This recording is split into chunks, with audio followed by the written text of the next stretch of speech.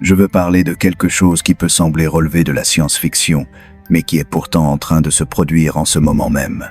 Et je veux le faire avec prudence, d'un point de vue biblique. Le livre de l'Apocalypse décrit quelque chose de très précis. Une marque sur la main droite ou sur le front. Un système dans lequel personne ne peut acheter ni vendre sans avoir cette marque. Cela fascine et effraie les chrétiens depuis des siècles. Je tiens maintenant à être clair sur un point. Je ne crois pas que la marque de la bête soit déjà là. Mais je sais une chose. Les fondations technologiques sont en train d'être mises en place d'une manière qui aurait semblé impossible il y a seulement quelques années. Et cela mérite toute notre attention. Laissez-moi vous donner quelques exemples. Bill Gates et sa fondation ont développé quelque chose appelé des tatouages électroniques. Il ne s'agit pas de tatouages comme ceux que l'on voit sur la peau. Ce sont des implants électroniques ou des patchs cutanés capables de surveiller des données de santé, de stocker des informations d'identification et potentiellement de communiquer avec d'autres appareils. L'objectif affiché est médical, surveiller les patients, suivre leur état de santé, fournir des alertes précoces en cas de maladie. Mais voici ce qui m'inquiète. Bill Gates a parlé ouvertement d'un avenir dans lequel ces dispositifs pourraient être utilisés à la fois pour la vérification de l'identité et le suivi de la santé. L'argument de la commodité est convaincant, mais le potentiel de surveillance est également considérable. Ensuite, il y a la technologie de paiement par la paume de la main. Des entreprises ont développé des systèmes qui permettent de payer simplement en approchant sa main d'un terminal. Plus besoin de carte, plus besoin de téléphone. Votre main devient votre portefeuille. Cette technologie est déjà utilisée dans certains endroits. La commodité est évidente. Mais voici la question qu'il faut se poser. Que se passe-t-il lorsque le système vous rejette? Que se passe-t-il lorsque votre accès est révoqué? Quand votre paume devient votre argent, elle devient aussi votre accès à la survie. Et puis il y a WorldCoin. Le projet ambitieux de Sam Altman consiste à scanner l'iris des personnes à l'aide de sphères argentées brillantes, littéralement des orbes installés dans des villes du monde entier. L'objectif déclaré est de créer un système d'identité mondiale, capable de prouver que vous êtes un être humain et non une intelligence artificielle.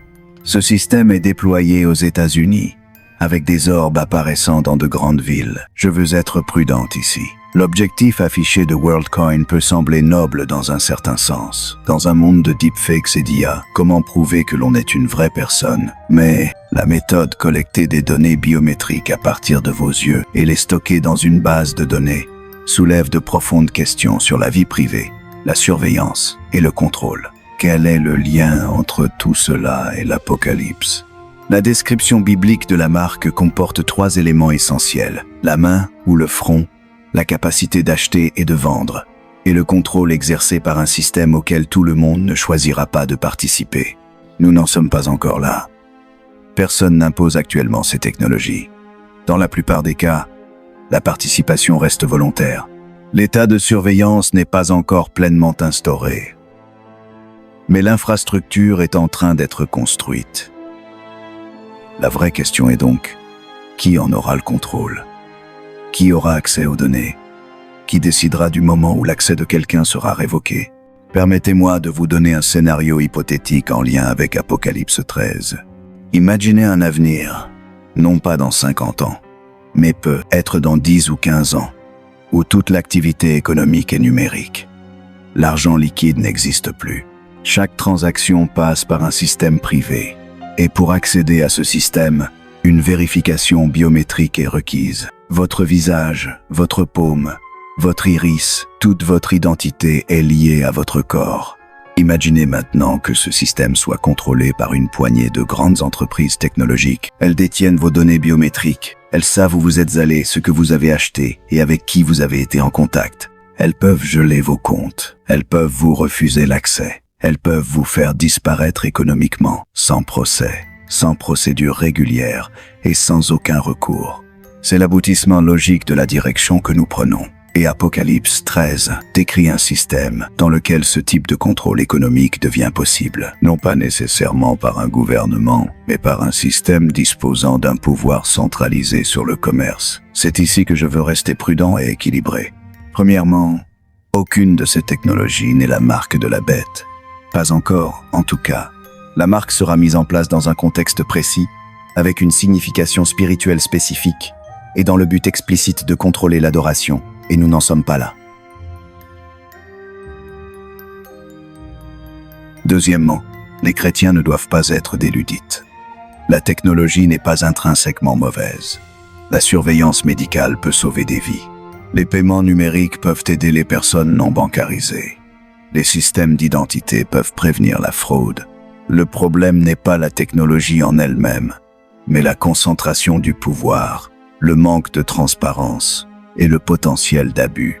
Troisièmement, l'avertissement biblique concerne avant tout l'adoration. En qui ou en quoi placez-vous votre confiance? À qui ou à quoi va votre allégeance ultime? La marque n'est pas principalement un outil de surveillance. C'est un marqueur d'adoration. Cela signifie une allégeance à un système qui s'oppose à l'agneau. L'année 2025 a été remarquable pour quelque chose que je ne peux pas vraiment appeler du divertissement.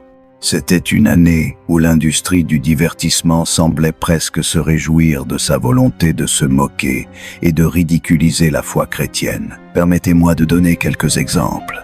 Hollywood et le divertissement mondain présentent de plus en plus les chrétiens non seulement comme des personnes imparfaites, mais comme des gens stupides ou dangereux. Le message est donc clair. Si vous êtes un chrétien traditionnel, vous faites partie du problème. Vos valeurs sont toxiques. Votre foi est un mal social.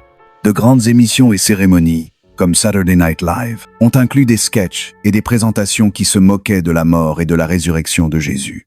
Cette moquerie n'était ni audacieuse ni intelligente. Elle était méprisante. Elle était conçue pour faire passer la foi pour quelque chose de ridicule. En tant que croyants, cela devrait nous attrister de savoir que des millions de personnes consomment ce contenu et en concluent que le christianisme est au mieux insignifiant et au pire dangereux. Mais c'est ici que je veux que nous réfléchissions avec discernement. Les apôtres ont été fouettés, lapidés et martyrisés. Paul a été battu à coups de bâton. Pierre a été crucifié. Les premiers chrétiens ont été livrés aux lions. Être moqué sur Internet ou lors d'une cérémonie de remise de prix n'est pas une persécution. Ce n'est même pas comparable. Et pourtant, quelque chose se produit qui mérite notre attention. La moquerie ne se limite pas à des blagues isolées ou à des incidents ponctuels. Il existe un effort culturel, coordonné visant à rendre le christianisme socialement inacceptable, à marginaliser les croyants et à nous faire honte de ce que nous croyons. Et c'est ici que je veux vous donner de l'espoir. L'année 2025 n'a pas été uniquement une année de moquerie. Elle a aussi été l'année où quelque chose de remarquable s'est produit du côté chrétien. Angel Studios a sorti son film sur David, et ce fut un succès. Pas seulement un succès spirituel, bien que ce fût le cas, mais aussi un succès commercial. Le film a très bien fonctionné au box-office.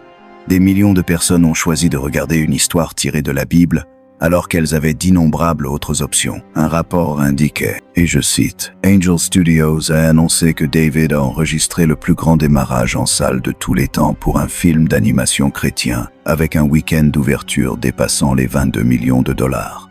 Et voici ce que je pense que nous devrions célébrer. Des millions de personnes qui ne mettraient jamais les pieds dans une église ont entendu parler de David, du courage et de la foi.